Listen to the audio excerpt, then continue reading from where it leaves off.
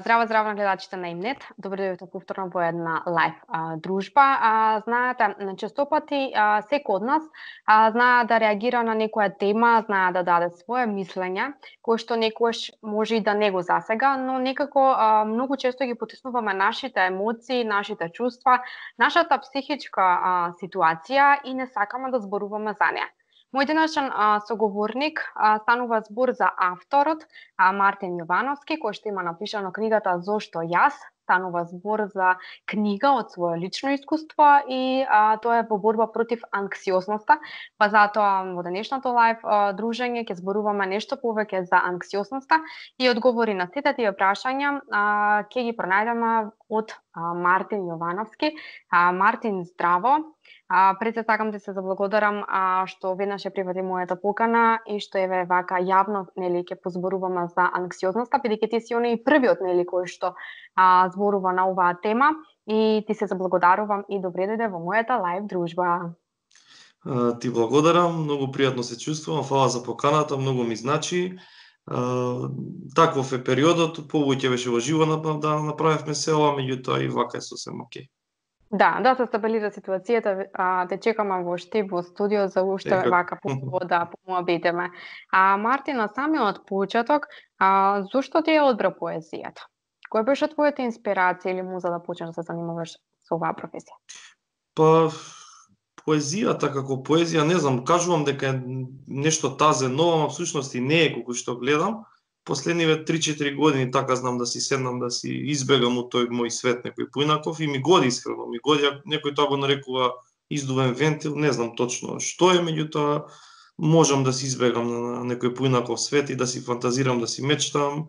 Колку им се допаѓа на другите, не знам, меѓутоа мене лично ми е нешто прекрасно и дефинитивно ќе продолжам да го правам.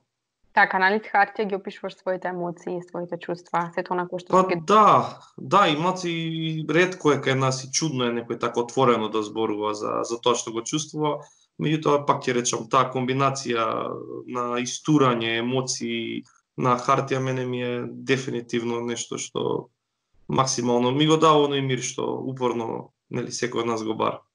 Така. Мартин, веќе ја споменавме нели книгата "Зошто јас?" станува збор од твое лично искуство во борба против анксиозноста.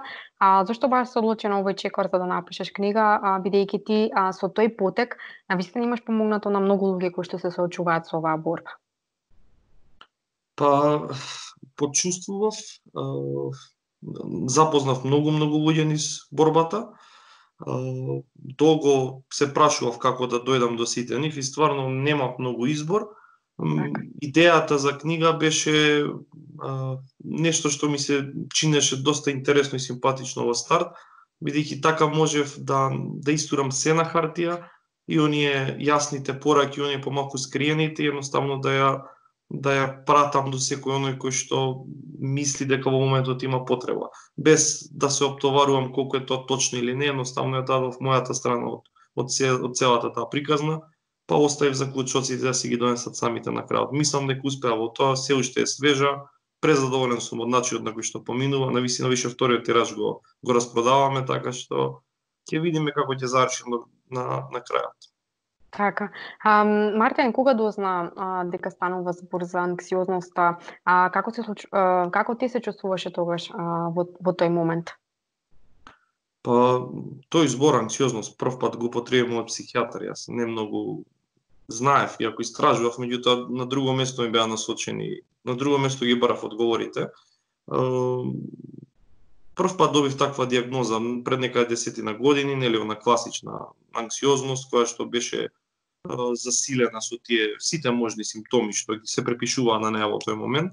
Ме збуни тоа што освен нели оние физичките симптоми имаше многу еден друг силен дел, особено изразен преку силни нерационални стравови и мисли кои што искрено ме збунуваа, ме плаше и ме збунуваа, кои што стануваа се појаки. Едноставно немаше тенденција на намалување, затоа и собратив едва и се натерав да собратам. И тогаш прв пат добив дијагноза на анксиозност и од тој момент натаму беше истражување и начини како истата да се сопре, да не се дозволува понатамошна радикализација и јачина. Како се тоа влијаеше врз тебе? како ако речам дека Дека нели да продолжиш да се избориш со сето тоа, веќе знаеш дека да, станува збор. да, фази се, знаете, фази се, процес е, тоа е еден цел процес, преку кој што и се созрева и се расте. Бев многу збунет, бев лут искрено на почетокот, ме мачеше, нели, тоа зошто јас. Многу е, велев, подобро да имам некоја физичка изразена болест со која што ќе знам со што едноставно се справувам, меѓутоа ова беше навистина тешко како да се поставиш. Најтешки ми паѓа оние мисли исполнети со стравови, кои што се повеќе бара од мене да се затворам дома, да се изолирам и да немам контакт со она што надвор се доживува како нормално. Така, влијаеше на социјалниот живот, влијаеше на цел тој мој раст во тој период. Така да едноставно морав да се насочам, морав да се решам. Или ќе го победам или ќе бидејќи немав избор. Другата варијанта не беше убава едноставно. Така. Дали се до тоа влијаше на некои твои работи, например како учењето, работата? Како тогаш ти тоа го надминуваш?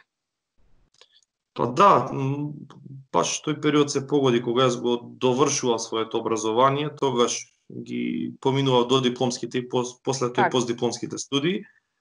Не беше лесно бидејќи нели факултетот сам по себе си бара активност, си бара активно присуство таму. Особено тешки ми паѓа полагањата кои што нели мораше да отидам таму и да направев на крај. Морав да бидам подготвена. Тешко беше да се каже на луѓето и на професорите дека јас водам една борба за која што всушност не знаев како ни да ме објаснам. И тоа само по себе беше дополнителен проблем. Меѓутоа што се вика натуркање, немав многу задоволство во тие денови, не ги поминав како што повеќето ги поминуваат. Меѓутоа на крајот заврши како што треба. Но сепак се исплати твојот труд. Па да, во тој дел да. И треба да бидеш горд на тоа.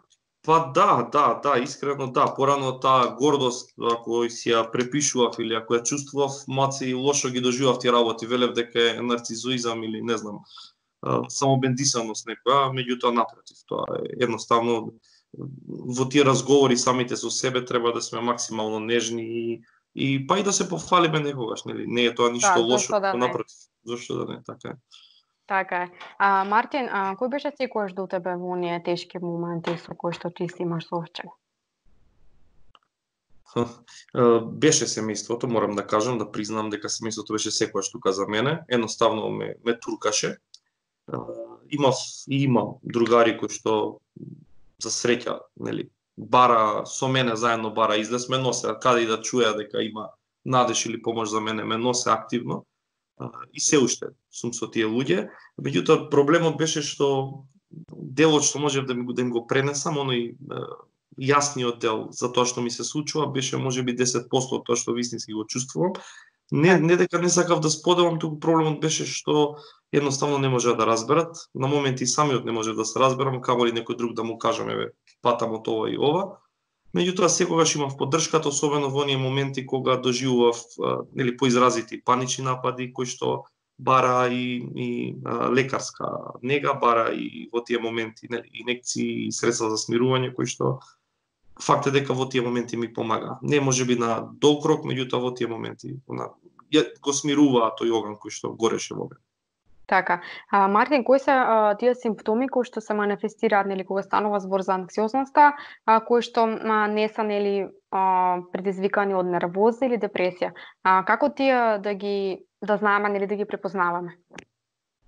Па, мислам, тие се можеби во почетокот да бидат и послаби, да ги препишеме на нешто друго, да речеме нели, ајде ќе речеме некоја блага депресија, стресен период, се случува падови, меѓутоа кога се толку долготрајни и кога тлеат во нас, тие во принципи добиваат на интензитет со време, доколку не се третираат и на крајот е скоро и невозможно да речеме дека не ни е ништо и дека не чувствуваме ништо.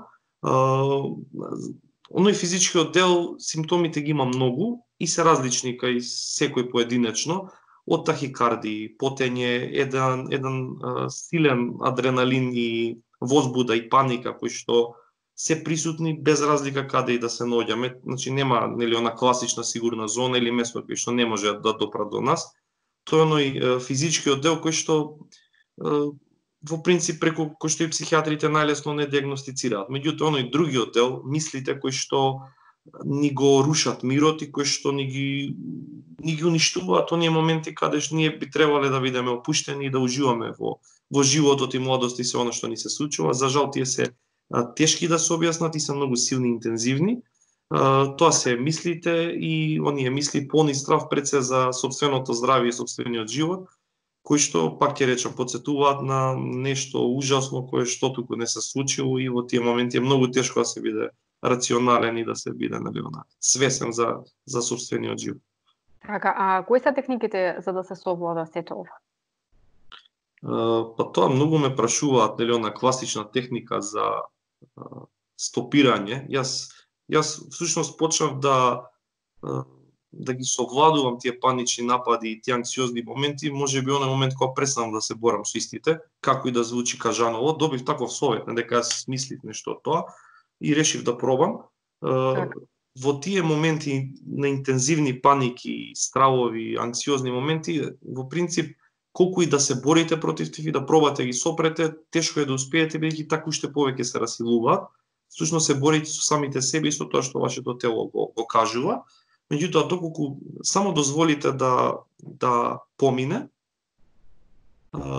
резултатот на крај е многу подобар и во принцип многу полесно се справувате со истото, нели, нормално. Правилното дишење во тие моменти, одењето на некое по-сигурно, поудобно место за нас лично, па и некоја изолираност од останатите помага, меѓутоа, доколку можете да се поставите во она ситуација да се наблюдувате себе си од некое друго место, како трето лице, да не додавате масло на оганот, едноставно да оставите да помине. Мене тоа лично ми помогна, тешко е, не е лесно да се изведе, бидејќи треба да дозволите друг да има контролата врз вас, меѓутоа на крајот верувате паничниот напад, тие десетина силни минути кои што се најтешки за понесување и тешко и ретко и достигнуваат до таа 10 минута, туку многу побрзо самите по себе спаснуваат и нормално тоа влечете лекции за понатаму и за некои нови. Така е, да. Знаеме дека анксиозноста не е болест, туку тоа е појава. Дека, како што ти сам спомна сега, нели, за паничните напади. Како ти се соочи со тоа првиот пат? Кај мене, видете, многу и не ги доживуваат паничните напади. Кај некого се полесно ги се доживуваат. Да, се справуваат. Јас имав таа несреќа јас редовно одев во брза помош, бидејќи стигнував и до несвестување, што се вика, до толку беа моќни кај мене. Може би самиот, нели, оној момент кога ќе видите бел мантил пред вас во амбуланта или поликлиника, делува позитивно на психата и си викате, оке, сега сум згрижен и ќе излажам ако речам дека тоа не ми помагаше. Нели, добивав инекции, добивав моментални оние средства за смирување кои што ве враќаат во нормала, да. Инаку првиот оној силен напад кој што го имав беше тотално неочекуван и можеби дополнително ми исплаши, бидејќи не верував дека од такви мисли може да преидат во нешто што е физички моќно и силно изразено до таа мера едноставно да изгубите контрола на сопственото тело. Така. Мартин, како што најавив јас, нели, знаеме да ги потиснуваме нашите чувства, нашите емоции, понекогаш на секој проблем нели, си викаме дека да, сето тоа ќе помина, ќе се смириме.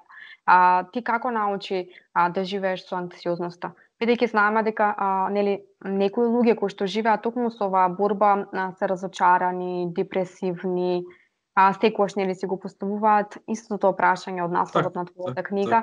Па како ти научи да живееш со сето тоа и што би упатил на тие кои што минуваат низ оваа борба? Добро, јас знам дека тоа прашање мачи, знам јас како го доживував и како го доживувам. Меѓутоа, факт е дека поради се она што го чувствуваме во тие моменти, ние гледаме таа страна брутална и силна која што тешко кој може да разбере. Моментот што решението не е едноставно и не е брзо и не е апче и не е совет еден можеби не е ни книгава решението. Целиот тој циклус кај што бара многу активност од наша страна, повеќето луѓе ги плаши. Меѓутоа тврдам дека поинаквиот начин на размислување, поинаквиот начин на живот и како може да влијае на собствениот мир и среќа, односно да воспоставиме на ситуација каде што анксиозноста нема да биде ни потребна и тогаш таа самата од себе се повлекува. Так. Што ми беше идејата, ако јас поминав толку фази додека да ги откриам тие некои работи, секако со помош од многу други луѓе, си реков зошто да не пробам некому да скратам некој од тие фази кои што траат и со години, туку едноставно да директно од нека предат на главното и на тие животни промени и во начинот, односно во начинот на поминување на секојдневието кој што носат плод и носат резултат и дури тогаш е воочливо колку сушност анксиозната сакала нешто да ни каже, да ни упати некоја порака за самите нас кои што ние некако не сме биле спремни можеби да слушнеме во тие мигови. Така. Мартин, што мислиш, зашто се повеќе е застапена анксиозноста? Како ние да ја помогнеме на некои што страдаат? Што она кој што некој совет кој што би помогнал? Знаеме нели дека треба да бидеме во тие тешки моменти заедно со нив. Друго? Да, ова е недоброто прашање. Ова прашање треба да го одговараме сега, затоа што со овие бројки кои што се факт, ние само можеме да се залажуваме дека нели не е присутна анксиозноста, депресијата, паничните напади, дека ги нема, меѓутоа дека ќе помине што и да. И сега тука уште една книга би пишувал со задоволство, бидејќи општеството во кое што живееме, начинот на кој што живееме, самата роботизација кај нас, социјалните мрежи, нивното влијание. Знаете, имаме на слика која што ја создаваме за себе си, која што сите тоа го прават сите, и тоа некако го прифативме како нормално. Мислиме дека е правилно да создаваме слика за себе си каде ние немаме проблеми, немаме стрес, немаме проблеми со денешното темпо на живот кое што е неверојатно брзо, кое што го уништува на човечкото, нашето. Мораме да стигнеме секаде, мораме да оствариме, мораме да спечалиме, за да се вклучиме активно во овој начин на живот. Меѓутоа, што трпи поради тоа? Тоа е она страшниот дел. Трпи она човечкото во нас, односно трпи она кое што всушност не прави да се чувствуваме живи, причината поради која што ние сме тука на светов. Простор за емоции нема, простор за пријателства, љубов, чисти моменти, едноставни, искрени моменти, се помалку ги има. Луѓето се огледуваат на многу лоши идоли кои што за жал им се представени како нормала и нешто позитивно, меѓутоа вистината е далеку од тоа, и она што особено ме загрижува и го зборуваме што она долна граница е многу падната, така да сега има веќе тинеџери кои што се уште не се влезени во светот на возрастните, а веќе имаат искривена слика за тоа како треба да функционира тој свет и некако немаат избор освен да се впуштат во тие рутини, и затоа и веќе има деца од 18-19 години кои што се на антидепресиви, кои што она тајно почнуваат да се движат во тие кругови, не од што се виновни, туку од едноставно што нема некој да им каже дека е во ред и дека воопшто не се виновни на крајот на денот. Така. Мартин, дали книгата едуцира, лекува? Ајде нешто повеќе за неа. Кажавме нели дека е твое лично искуство. Сигурно нели станува збор за некои пораки кои што ти им ги упатуваш на сите оние кои што поминуваат низ оваа ситуација. Така. Едуцира, факт е дека едуцира. Ја замислив и така и го остварив тоа до крајот, ја поделив, морав да ја поделам. Јас може да направам една убава мотивацијска книга која што ќе биде многу лесна за читање, многу фина, и која што ќе предизвикува насмевки и ќе охрабрува, меѓутоа што на крајот не би ми беше целта да охрабрам некого, да му го разубавам денот или неделата, напротив, сакам вистински да допрам, односно да се обидам делот мој да го направам. И сега затоа тој прв дел е таков каков што е. Скоро јас, мислам, прв пат кога се исчитав книгата, јас осетив некое непријатно чувство, читајќи го првиот дел. иако се мои лични искуства и јас само сум ги поминал, меѓутоа тоа беше единствениот начин да направам, да пробам да читателот почувствува, вистински да почувствува дека не е сам, да ги помине сите тие мои ситуации кај што знам дека ќе се пронајде, можеби не во сите, можеби уште повеќе од мене, меѓутоа да рече да, ова е тоа, ова јас истото ми се случи. Да, тоа сакав да го кажам, дека да, сепак затоа и така темално ги опишав. Не се тие нешто интересни или кој знае какви, меѓутоа тие се многу обични ситуации од секојдневието, каде што пробувам да ги доловам собствените мисли кои што во тој момент мене ме измачувале. И тоа е всушност и поголем, првиот дел е многу поголем од вториот, меѓутоа таму го направив тој рез, еве до тука, еве ги повеќето од ситуациите кои што се специфични за анксиозноста, доколку до почетокот на вториот дел сум го задржав вниманието на читателот, тогаш веќе сигурен сум дека ми верува, а тоа е круната, тоа ми беше првот, и сигурен сум дека можам да го натерам да го исчита вториот и да предизвикам барем некоја промена кај него, која што ќе го поведе на оној прав пат, кој што ќе му овозможи живот вистински слободен, без оној затвор без решетки кој што како што знам да наречам анксиозноста. Така, тоа сакав и да го кажам, бидејќи ти си тој кој што ги мотивира, ги лекува со таа книга, затоа што нели велиш дека не можеш се да пишеш позитивно, затоа што знаеме дека животот нели не е позитивен. Не би било многу добро, да. Овде може да ја добиеме таа порека дека сите сме исти и дека на секој може нешто да му се случи во животот. А зашто да се кријат сите тие симптоми? Треба да се пронајдеме и да зборуваме, бидејќи не сме сами. Нели, овде си ти со твојата книга и многу други кои што можат нели да помогнат во оваа борба. Така да ја имаат седа она поддршка. Јас би рекла дека ти си оној кој што им подаваш рака во најтешкото. Така е. Се трудам, не знам колку тоа успева, меѓутоа се трудам. Ако цената на се тоа беше да дадам некој мој живот на хартија, мислам тотално немам проблем со тоа. Признавањето кон себе си, желбата за промена, дружбата со такви луѓе, споделувањето искуства, тоа верувате може да значи многу повеќе од било кој лек измислен од некој човек таму, нормално паралелно со совети од психолози, од психијатри кои што факт е дека знаат да упатат и тоа им е работа, едноставно знаат да дадат совети, меѓутоа многу полесно иде спроведувањето на сите тие во пракса на сите тие совети кога сте во друштво на човек кој што едноставно знае и почувствува. Поминал тоа. Мартин, на Facebook, ако не се лажам, имаш нели група за поединци кои што поминуваат низ оваа борба, секој кој што сака нели да сподели свое лично искуство или дека му треба некоја помош, може да се приклучи на таа група, така?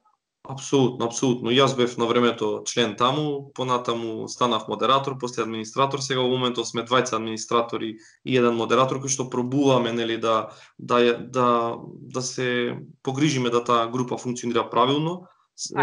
Во моментов се околу 9300 члена, значи групата нарасна многу. Самата идеја е многу убава, многу чиста. Пробавме да даеме шанса на оние борците од времето кои што знаат многу работи, едноставно ги имаат поминато, да им дадеме свој катче каде што ќе им помагаат на оние кои што се на почетокот и кои што се долу. Самата идеја мислам функционира, физички не е возможно за жал да се одговори, барем јас лично да одговорам на сите оние пораки кои ги добивам, меѓутоа се трудам да барем групата издржи и функционира и да остане она намена поради која што е всушност и формирана на времето. Така. Друга убава страна е тоа што твојата книга има нели читање на YouTube каналот. Како дојдовте до таа соработка, бидејќи може секој кој што сака слободно да се вклучи и да ужива.